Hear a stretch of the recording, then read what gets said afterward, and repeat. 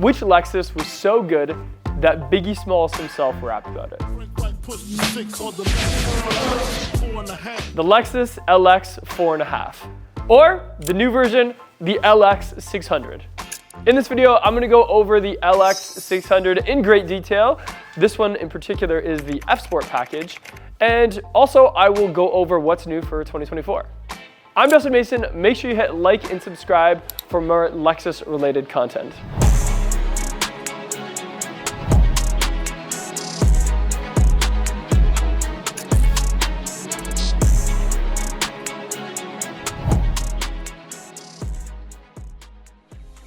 So in the LX 600, there are a number of packages. We have the premium package, which is the entry-level model. We have the F Sport Series 1, which I don't know why it's called 1, because there's only one F Sport Series. Then from there, we have the luxury package and the super exclusive VIP executive package, which that one only has 4 seats and it's super, super cool. So what's new for 2024? Well, a lot of things actually got added to the F Sport package. Things like front and rear hydraulic suspension, active height control, we have a cool box in the center console, and heads-up display. And in the other packages like luxury and executive, they've switched to Bluetooth wireless headphones for those rear screens. Okay, so let's get into the design language.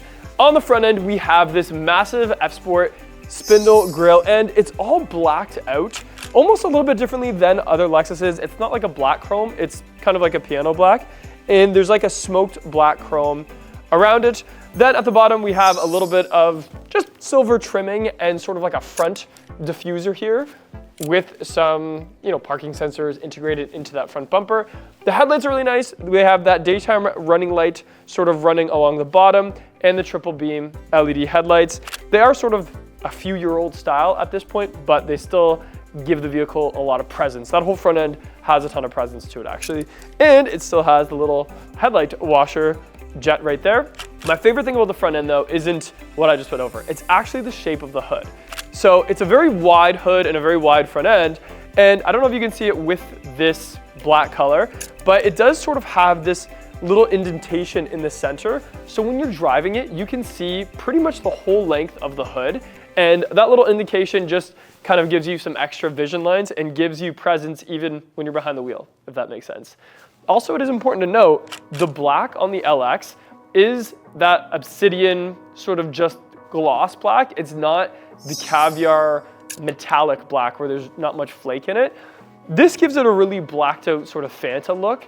However, it does show scratches a little bit more than one that would have some metallic in it. So keep that in mind. If you're someone that doesn't like scratches on your black paint, probably go with more of a metallic. But on the F Sport, this is the way it comes. So all the aero on the LX on the front grille is with purpose. So even on the sides here, we have just some cooling for some intercoolers and stuff like that behind that bumper. We have some integrated sensors sort of hidden in that spindle grille.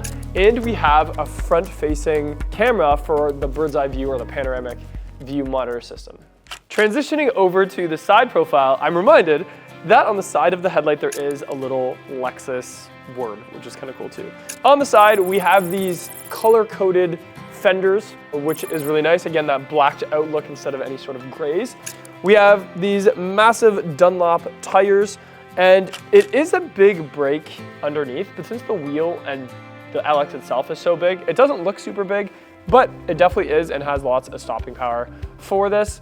The Dunlop tire is a 22-inch wheel on the F Sport. I think the premium package is probably like a 21 or a 20, and then the fully loaded ones are like that 22-inch as well.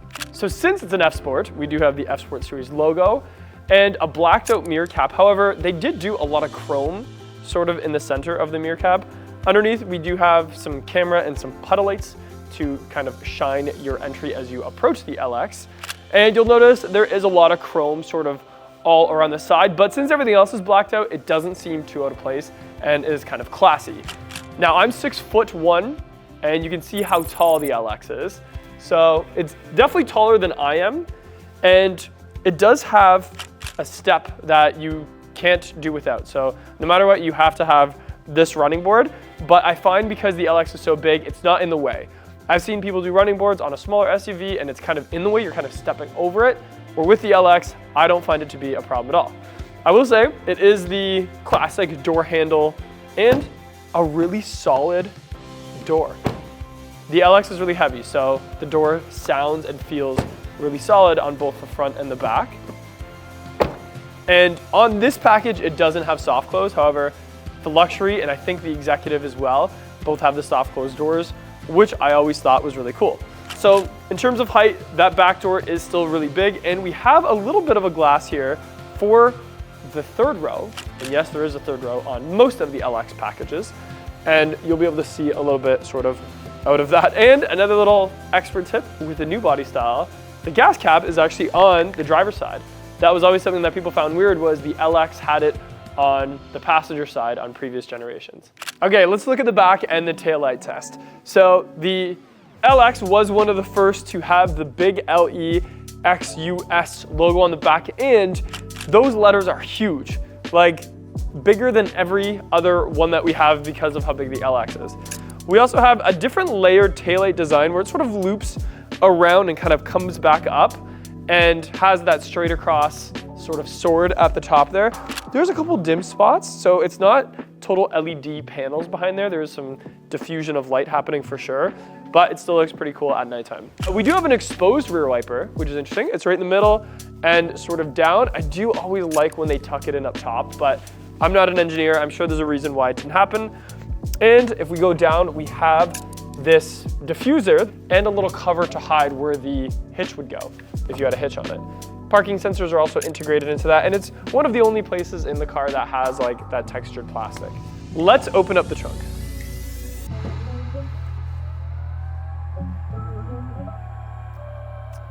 So in the cargo space, there is a lot of room, and it's a pretty decent height to be able to load everything into. There is this like built-in bumper guard, which is kind of nice, and it's kind of like gives a little tiered section. So like if you have something heavy, you can just like set it there while you figure out where you're gonna put it, etc. I don't know what Biggie Smalls is putting in the back of his LX, but in the new LX, there is a lot of room for many things. Also, there is a couple other little hacks. So I did notice the sides each have little access doors, so it's like a little trap door. On the passenger side, there's just like a fuse panel, and you can see some gears and stuff like that. And on the driver's side, we have another little vented one, and you can reach up in there and actually release the driver side gas cap, so the only gas cap.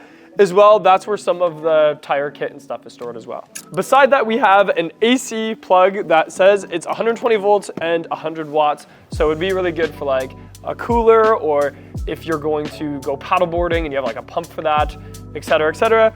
It is nice to have that little outlet there.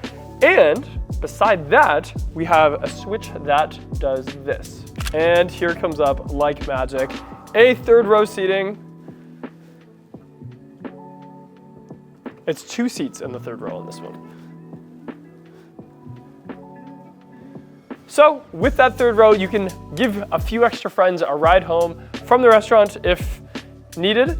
However, it does take up a lot of space of the trunk. So sort of once that third row is up, there isn't much room for anything. There's this little trap door that's still exposed and has a part of the tire kit as well as just like a little cubby for anything else. But once they're up and sort of taking up most of your cargo space, but that's okay because you have to get some humans home or something like that. So for good reason. Okay, so getting into the LX600, it's a very beautiful, as you can imagine, as you could expect, cabin with lots of room and lots of appointments. So I'll kind of just get right into it. The first thing is when I was getting in, this really solid door has a couple secret features that you wouldn't be able to know if you were just looking at a brochure. One of them is, even when you grip the handle to pull, the inside is sort of like a soft rubber grippy material that you don't see in a lot of door handles. So it feels very solid, and actually all of the door is very solid. It has a lot of that soft leather appointed with nice stitching. 3 driver settings, I guess you could say, so you can have different settings. Just a normal pull handle and a nice all blacked out sort of bezel. And it does have the Mark Levinson grille built into that as well, which I always like because it's usually metal. It being an F-Sport, we have an F-Sport steering wheel, meaning it's really easy to grip. It has some perforation leather on it as well, some white stitching around, and the F-Sport logo at the bottom. Even with the new heads-up display, it is sort of like the old style for steering wheel buttons, I guess, where the cruise control, things like that are all really accessible, super easy to get to, and super easy to grip. So now we have that cool box in the center and an exposed wireless charger. So the wireless charger, your phone sort of just sits right on this little pad here. I like that. And actually, I always go back and forth with, do I like having my phone wirelessly charged hidden away from me where it's not going to be a distraction? Problem with that is I always forget it. And then I'm like up in a meeting somewhere and I'm like, oh, my phone is on its charger. Where this one sort of is within eyesight. So, you know, as long as you're not going to get distracted if like a text message comes through, there still is going to be, you know, a visual cue when you go to leave the vehicle. The trim around is that brushed aluminum look. So actually, if you look closely at it, it looks like a piece of sheet metal that someone has gone over in a very beautiful manner with sort of like a grind wheel or something like that. And it gives it almost like a three-dimensional texture and makes it look like it's got some curvature to it. It does hold up really well because it doesn't really show scratches. So I do like that. On that bezel, we have some buttons for like locking the center differential. You can do a brake hold. You can turn the traction control off. We have some cup holders, and the cup holders are illuminated, which is pretty rare in Lexus. We don't get that a lot. So I like that they did that on the new LX. And it's got one of my favorite shifters. So the reason I like this shifter is you sort of just squeeze your thumb and it unlatches it. And I just find it very ergonomic. And it is nice to actually have like a shifter, you know what I mean? Instead of the new digital ones that are just like a little movement, it's like you're actually throwing it in gear because it's an LX. I know that's how Biggie Smalls would want to put it in gear as well. In front of that, we have heated and cooled seats that you can put to auto. Those are all physical buttons, which is nice. And there's a little shelf in front of that as well. We have a USB-C and a USB-A, I think it's called, in front of the passenger side buttons. And then we still have like the little cigarette lighter 12 volt in front of the drive ones. But let me turn everything alive here for a second. Okay, so now that everything's alive, there is some very unique to the LX type things going on. One of them is this extra little screen. We never see this in Lexus. So this is sort of like a vehicle screen below the big screen, and you can customize things like the color, or you can see like drive angles and things like that and change how you see them. So for instance, if my wheel was turned, it would actually show the wheel being turned on this little animation. If we were going down a big hill or doing any off-roading, it would also show that on the animation in terms of like pitch and angle and things like that. Also, this shows us our drive mode, so like sport, normal, and comfort, and that's just with this little dial to the left here. And that's cool too, because it's actually like I feel like clunks as I'm putting it into a drive mode, which is really nice. And if we put it into something like crawl control, now this dial does something else. So we can change it from dirt to sand to mud to deep snow, and it changes that animation and also changes how the vehicle is going to react in those things. And then we can also get to our climate control stuff because there is a lot of customization there. And it's nice that Lexus did this because they kind of have the best of both worlds here. We have some buttons that we can press and feel, but also we eliminated some buttons by having this new screen here because a lot of things can be done through that screen. I will recommend the Climate Concierge. If you've never done that before, it is a really cool Lexus branded thing where it uses infrared sensors to, you know, check your body heat and things like that. And because of that, the climate controller works very efficiently and will keep you in a very comfortable state.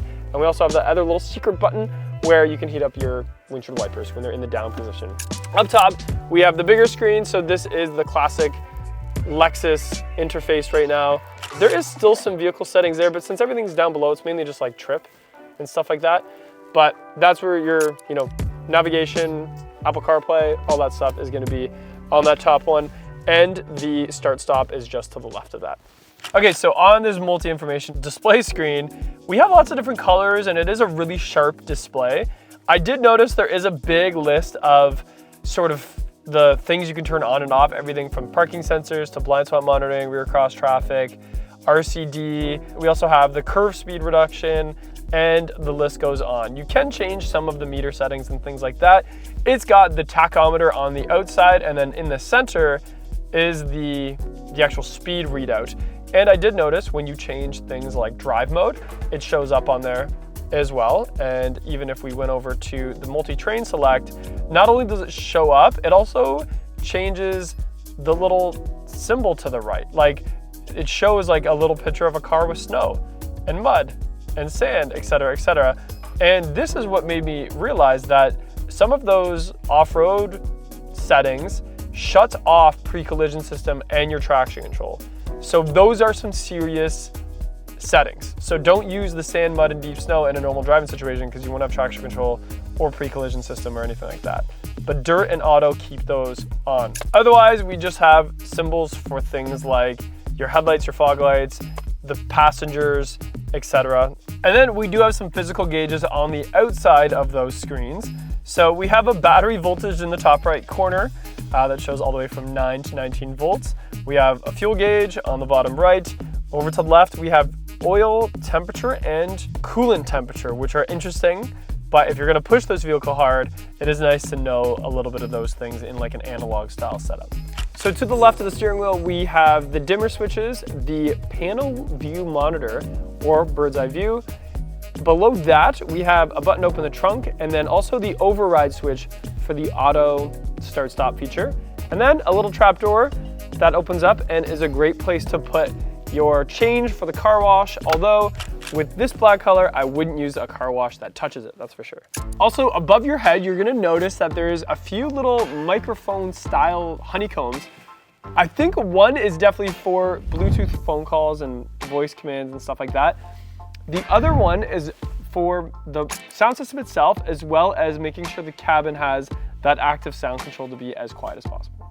Okay, so getting into the back of the LX, did you hear how solid that door is? I'm sorry, it's good. It's a solid truck. I'm 6'1". The front seat did do the easy out exit thing, so it did come back a little bit, but I still have lots of room before hitting it. The door panel has some features. So we have curtains that go up, and I think if Biggie Smalls was riding in the back of this, he would have those curtains up for sure. Even though there's factory tint, it does give a little bit more privacy and cuts that sunlight for sure. We also have some aluminum trim, just like on the front center console, on that door panel with the Mark Levinson grille. However, in the center of the two front seats, we have a bunch of different climate controls for this little back area with some pretty big switches and buttons, heated and cooled seats on this package with our own climate control sort of for this section. Actually, it's 4-zone, so that passenger and this passenger both can customize their climate control, and also they have vents kind of up by their faces for that reason. I did notice this comes down and is also super solid. You can actually hear how solid that is. We have a little cup holder and armrest to separate.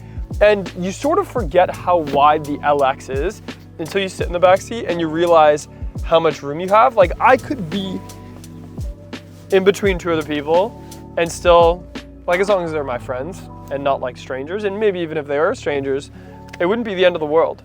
The leather itself is really nice. It's got like the red and black two-tone. It seems to be really good quality. The fact that it's cooled back here is super cool as well. And yeah, let's check out that third row. So to get into the third row, you're just gonna pull up on this little lever, and in one motion with one hand, it'll fold and fold again so that you can put one leg on the running board and the other leg inside the cabin to be able to get to the back seat pretty easily. Once you are in the third row, there is some indicators to show how far back in the vehicle you are. One of them is this little square here where that's where the cargo cover usually goes in the cargo area. So you can see that you're fully in the cargo area right now. It's like it transformed into a couple little jumper seats. And that's what I call these because they're definitely not full-size seats by any means. They're like little airplane jumper seats. But me and another person can sit back here, and there's even some space in between us, which is funny because that seems a little bit of a waste, but it's okay. My head is touching, I will say that. It's fully touching sort of the back, but there is some vents here by my head. There's some vents in front of me. This button can actually just move the seat I'm on, and the one below it will do the other passenger, and there is another one that just does recline. So there's 3 buttons back here for seat controls, these 2 in terms of folding, and then just one's for reclining. I have a USB-C, as well as a cup holder, 2 cup holders on each side, the passenger side has an extra little sort of storage compartment. I'm not sure why it's only on one side, but that's okay. And overall, it will do. If you're in a pinch and you have to drive a couple extra people around, this will do. I'm sure they won't complain because it's still a Lexus, but it is kind of small. I will show this is the second row up, and I also reclined it. So I didn't just like put it straight up and down. My legs don't touch it because they're at such an angle right now, like my knees, that they don't touch it. It's fine. There's still space between me and the seat. That person could even recline a little bit more and I wouldn't touch them. My posture kind of sucks back here, but at least I wouldn't be touching that seat. So what about the powertrain? We have a V6 with a twin turbo setup. I think it's like 3.4 liters, 400 horsepower and 480 foot-pounds of torque to that 10-speed transmission. And the driving experience, the way I can describe it is the previous generation, admittedly, if I ever had to drive one to go deliver to a guest, I felt it to be really big and heavy. It was very luxurious, but it was heavy and I was always really nervous because I felt like I was gonna break it or something. With this new powertrain and body style and everything, it feels a little bit lighter and in a good way. Like the doors and the presence of the vehicle and all that is still very heavy, but it feels like I can really, put that in Sport Plus, hone it in, feel like I have full control of the vehicle, really good power, really good towing, really good weight. All of those things go in well for this LX 600. Now you won't see many of them on the streets. They are still pretty exclusive, with most dealers only getting a couple. And usually we have to be pretty careful who we sell to for the LX 600 as well. So let me know in the comments below what you think of the LX 600. Is it something you would buy? Do you know any other celebrities driving one other than, Biggie Smalls rapping about it back in the 90s? And let me know in the comments below if there's any other videos I should do like this. Thanks for watching. I'm Dustin Mason from Performance Lexus in St. Catharines, and I'll see you in the next video.